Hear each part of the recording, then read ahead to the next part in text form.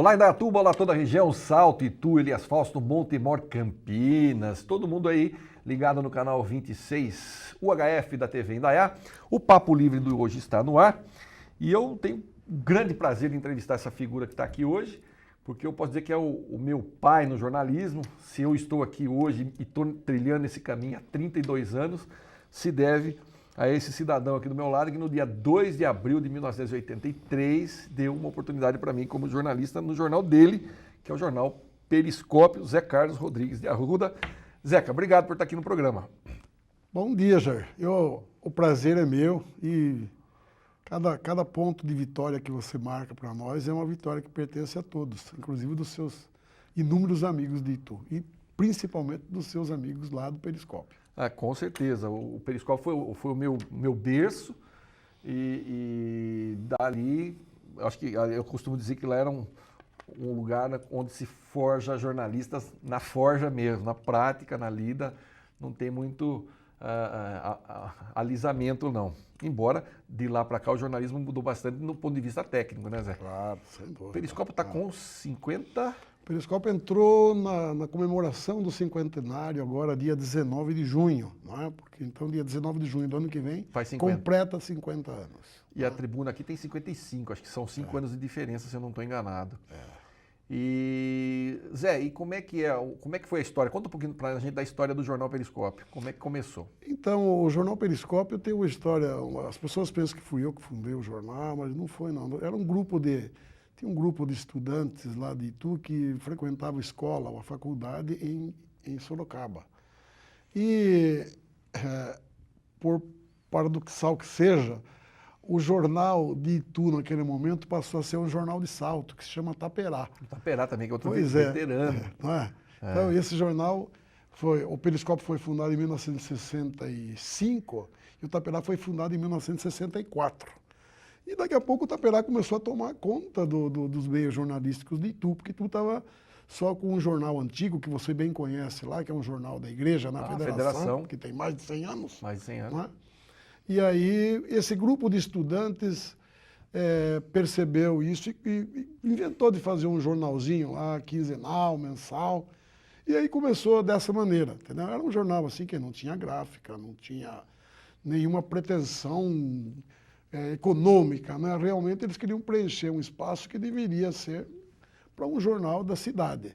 E aí criou-se o Periscópio. E até hoje as pessoas acham muito estranho o nome, né? Por que Periscópio? Porque o Periscópio é um instrumento de navegação de submarino. De submarino.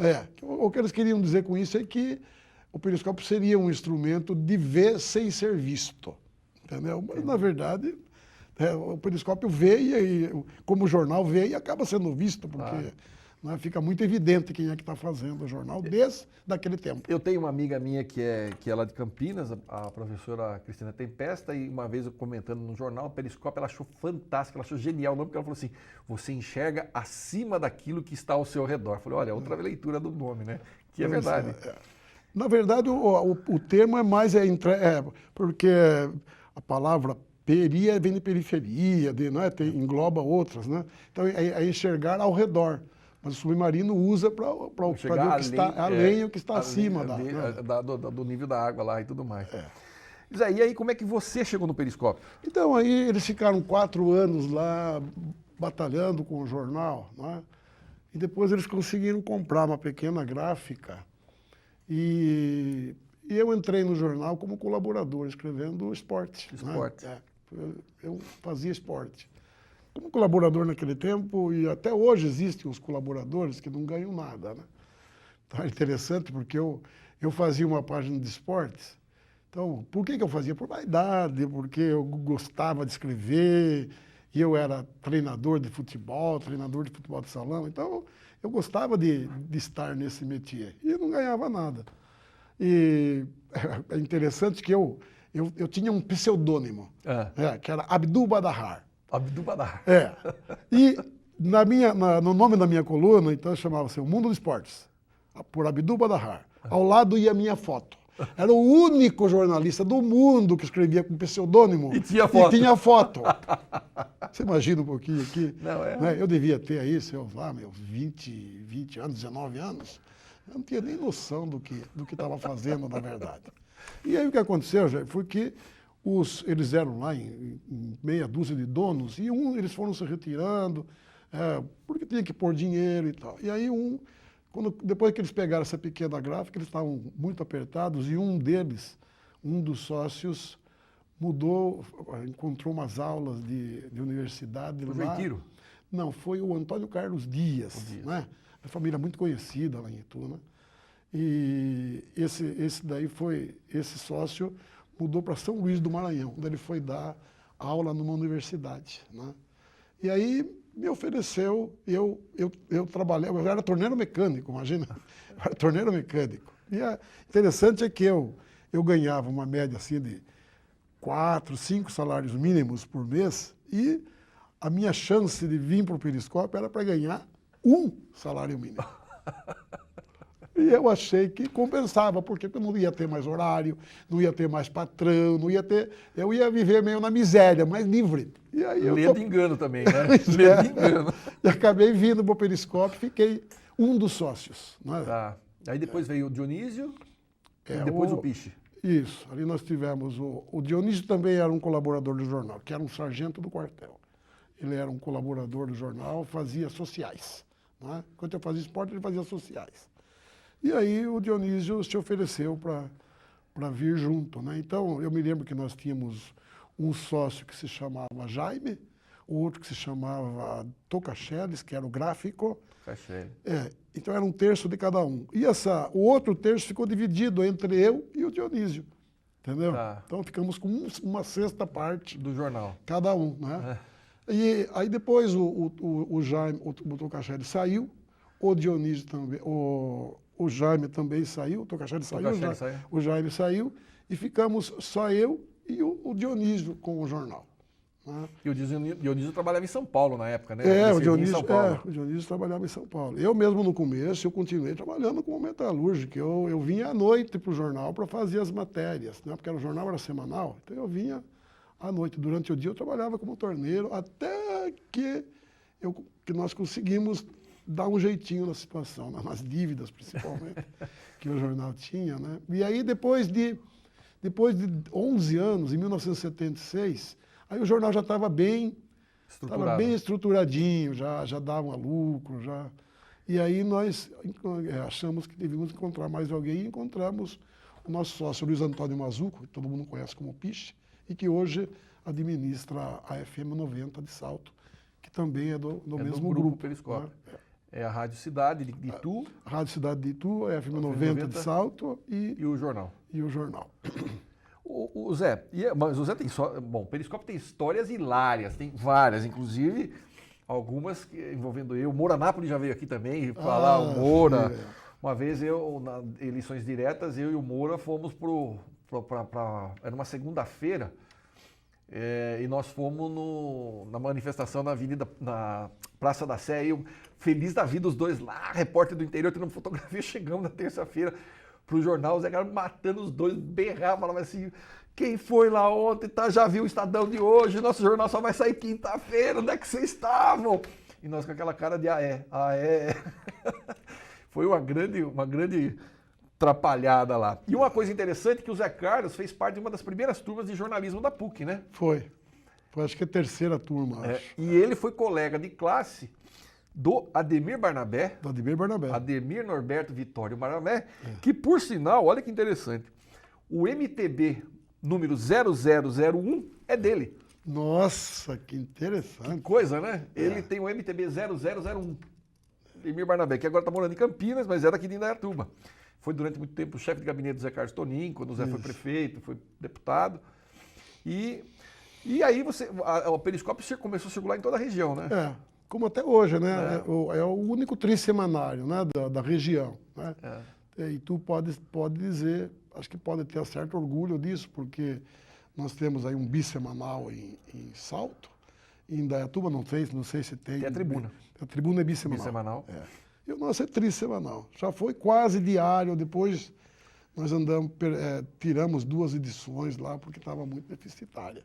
Não é? Mas, Zé Carlos, como é que você está avaliando essa coisa da internet e do jornal impresso? Como é que você está sentindo isso no seu dia a dia lá, ainda que você tem gráfica? olha, na verdade, Jair, a impressão o que se ouve falar em todos os lugares é que a imprensa impressa está com os dias contados, entendeu? Então, olha, eu acredito que sim, pelo que eu vejo da juventude de hoje, não é? Eu acredito que esteja realmente nessa situação. Migrando para o digital. Mas os dias contados, eu acho que serão milhares de dias, não é? Porque as pessoas que hoje têm 40 anos, que ainda lê a imprensa impressa, ainda deverão ter aí uns 20 anos de vida, Pelo 30 menos. anos de vida, não é? Então, eu acredito. Agora, não tem dúvida de que a imprensa impressa vai mudar para a imprensa, como é que se diz, digital. Vai para digital. Para a internet, não é? Já está tendo um processo bem lento nesse sentido, mas eu acredito que não é difícil de acontecer. Eu também penso, alguém falou alguma coisa de 2020, realmente o número de revistas caírem e tudo mais, mas a gente percebe que os cadernos classificados diminuíram barbaridade. Eu me lembro que o Correio Popular tinha, de sábado, um caderno gigantesco. O caderno de classificados do Estadão de domingo chegava a pesar... O jornal chegava a pegar 3 quilos, era um absurdo, né, o jornal. E hoje já mudou muito essa característica, né? E a tendência é que é por aí. Estou conversando com o Zé Carlos Rodrigues de Arruda, ele que é diretor do Jornal Periscópio, do Grupo Periscópio, que tem 2 rádios além do jornal. Eu vou para um rápido intervalo, volto daqui a pouquinho batendo um papo gostoso com ele e nós vamos falar mais, tricotar mais aqui. Ele vai contar uns causos do jornal que são bastante interessantes. Não saia daí, eu volto já já.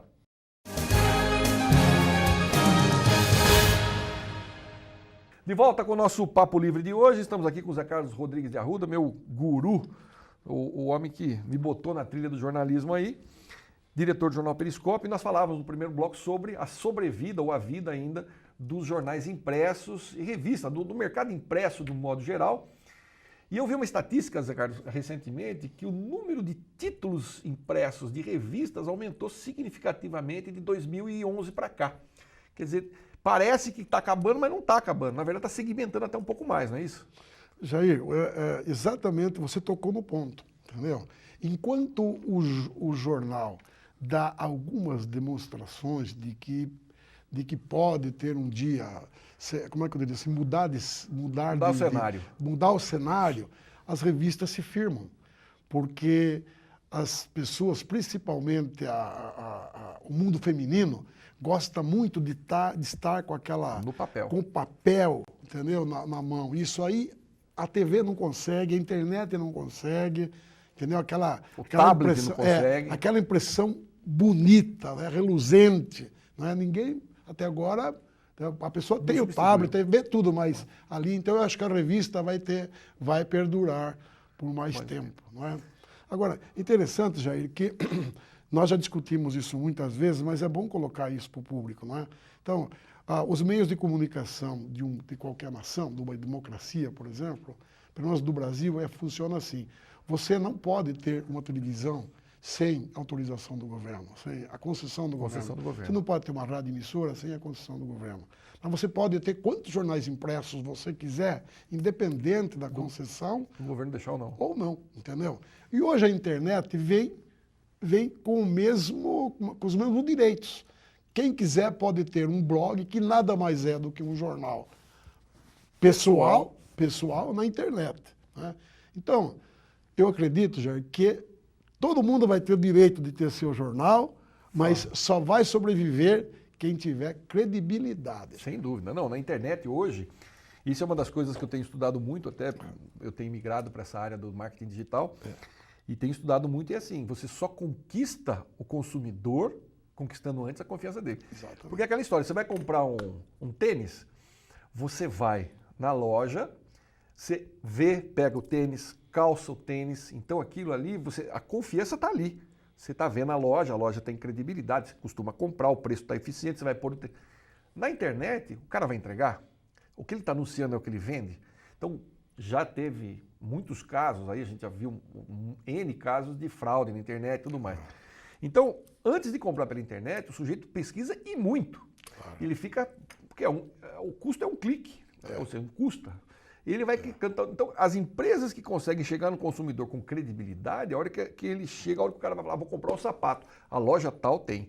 Tanto que as próprias lojas físicas, nós temos aqui o Edson Zerbini, que veio aqui conversar conosco da Vicentes, né, que é a antiga São Vicente.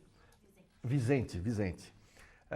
Que está migrando para a loja online. Certo. Por quê? Porque ele está aproveitando a credibilidade que ele tem das lojas físicas e aproveitando esse nicho de mercado que está chegando. Então, mas é tudo muito rápido e muito novo. Né? Essa transformação do mundo digital tem 3 anos, 2 anos e meio, que está amadurecendo ainda, não é uma coisa. Os próprios blogs, né, você deve lembrar, começou como um diário pessoal. Hoje o blog já fala de assuntos, já abrange categoria. Aquela história de escrever, hoje eu acordei feliz, a janela estava... Isso virou piada. Hoje os blogs tratam de assuntos que interessam a uma comunidade, a um segmento. Então, mais uma vez, é segmentação e tem que ter credibilidade. Acima de tudo, credibilidade e sabedoria, não é? Conhecimento. Não adianta você ter um jornal na internet, né? um jornal digital, se você muda a sua opinião de acordo com o vento. Não é? Então futuramente as pessoas vão pagar por essa opinião de quem tem credibilidade. Não é? Porque não adianta, cada ser humano tem uma especialidade. Claro. Não é? Tem aquele que é um bom artesão, tá certo? Tem outros que é bom de literatura, e tem alguns que não sabem nada.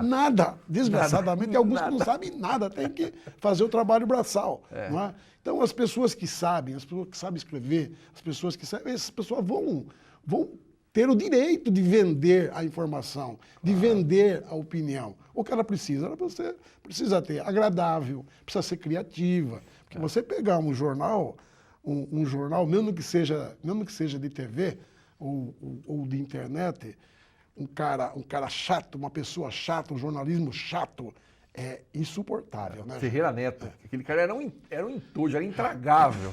E mesmo assim tinha que assistir. Não, tudo bem. Sempre tem um ala de plantão. Sim, você vê até hoje as pessoas que estão aí, né? Eu costumo dizer isso já. Eu gostaria de dar aqui um depoimento que as pessoas não confundam com puxa-saquismo, porque não é isso, tá certo? Então, pessoas que passaram pelo Periscópio, o Jair, a Silvia, os dois que foram para a Jovem Pan, entendeu? Tinha um lá que tinha um apelido, que foi para Brasília. O Traça, Sérgio Cross. O Traça foi para Brasília, está até Adriano hoje. Catozzi. Adriano Catozzi, que foi trabalhar no Diário Popular. E outros, né? Hoje nós temos a Patrícia Rise, que está na TV Tem. Nós temos vários meninos na Globo de Campinas, não é? Vários meninos, né? Inclusive o Balaz lá, o sobrinho do Duca. Sobrinho do Duca, né? Nós temos gente que passou, que fez o jornalismo ali, ó, na unha, né? Eu fiz faculdade, mas não foi isso que me transformou no jornalista, não. Tá? O que me ajudou a ser um jornalista razoável, pelo menos, foi a batalha ali. Dia a dia. Entendeu, né? Jair? E aí não tem como você não se comparar a certos cidadãos, a certos jornalistas, que você vê que é cultuado pela crítica, entendeu?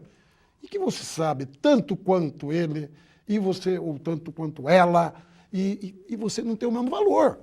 Mas essa é a realidade. E muitas vezes eu falo isso, Zé, você vai se comparar a fulano, a Beltrano. Putz, veja determinados, eu não quero citar nome aqui por uma questão de ética, né? Você vê que o cara é faccioso, a moça é facciosa, ela não tem aquela, como é que eu diria assim, os dois lados da questão. Para essa pessoa não existem os dois lados da questão. Existe o meu. Existe o meu. Entendeu? Então ela está aqui hoje porque está ganhando mais, e amanhã, se ela ganhar mais lá, ela vai mudar de opinião. Entendeu? Isso é que eu acredito que a cada dia vai prevalecer a seriedade, a capacidade. E vocês que passaram por lá, Jair, vocês demonstraram muito disso. Senão vocês não teriam chego à Jovem Pan, ao Diário Popular, à Rede Globo e assim por diante. Não, eu costumo dizer que escola melhor do que aquela ninguém vai ter. E eu costumo levar isso, hoje eu dou aula em faculdade e eu costumo levar isso para os meus alunos dizendo o seguinte, que como é que chama? Essa rotina, essa coisa do dia a dia, de aprender a discernir, foi o grande divisor de águas da minha vida, foi o período que passei no jornal lá. E o jornal também não é aquela coisa sisuda séria, isso é uma das grandes características do jornal como Periscópio. O Zé Carlos tem umas histórias ótimas, como aquela vez que vocês mataram um embaixador, né? Como é que é a história? Pois é, imagine, né? Não, nós temos isso, já aconteceram coisas fantásticas. Essa aí foi um destaque, né? Porque quando eu estava na época da ditadura, então era aquela, como é que devia ser? Era aquele clima terrível, não é? Então, cada vez que eu recebia uma intimação para ir lá no quartel, eu ficava já 3 dias antes com diarreia, tá certo? Falei, meu Deus do céu, o que será que vai ser essa vez? Né? Então, e não tinha qualquer coisa que você escrevia, né? Então, eu me lembro que uma vez aconteceu o assassinato do Herzog. Meu Deus do céu, nós somos do interior, não tinha nada que ver com aquilo. Mas você quer dar uma de jornalista, vai lá e escreve um artigo... Falando da morte do Herzog. Falando da morte do Herzog e acusando a ditadura, imagina. Então, que não tem nada com isso, não tinha nada com isso. Podia muito bem ficar quietinho, porque quem tinha que ver isso era o Estadão, a Folha, não é? Mas o Jornal do Interior achava, mas vamos falar alguma coisa, né? E aí... Mas esse caso do cônsul o cônsul. Chamava-se Gomide, era o cônsul do Brasil no Uruguai. E lá tinha um grupo de guerrilheiros que chamava Tupamaros. Tupamaro. E eles sequestraram o cônsul Gomide, não é? Bom, e aí ficou solta, não solta, solta, não solta. E as pessoas pressionando a imprensa da América Latina, principalmente inteira, né, pressionando, né, para soltar o cônsul Gomide e tal. Bom, e o Periscópio era semanário, esse tempo era semanário, e era 2 horas da manhã, a gente fechava o jornal sábado de madrugada, não era 2 horas da madrugada de sábado. E nós tínhamos um prefeito em Itu que era notívago, que era o João Machado. João Machado. O João Machado, né? Ele saía do bar 2 horas da manhã. Depois ele ia para o Coreto conversar com os amigos, ele ficava lá um tempão, né? Aí quando nós saímos aquele dia, né, eu e mais um sócio meu, o Piche, e fomos tomar um café, não sei, em algum lugar ali. Aí, quando passamos em frente ao Coreto, o prefeito nos chamou lá. Ah, viu? Vocês souberam que mataram o cônsul, né? Falei, meu Deus. Quando? Ah, mataram hoje. Mas quando? Agora de pouco. Aí eu voltei lá pro jornal. Eu checar a informação. Mas naquela 2 horas da manhã. Não, só tinha telefone. Só tinha telefone, não tinha nada de... Ia ligar pra quem? Não tinha internet, não tinha nada naquele tempo, né? Mas como é que foi, seu João? Ah, foi assim, chegou tudo.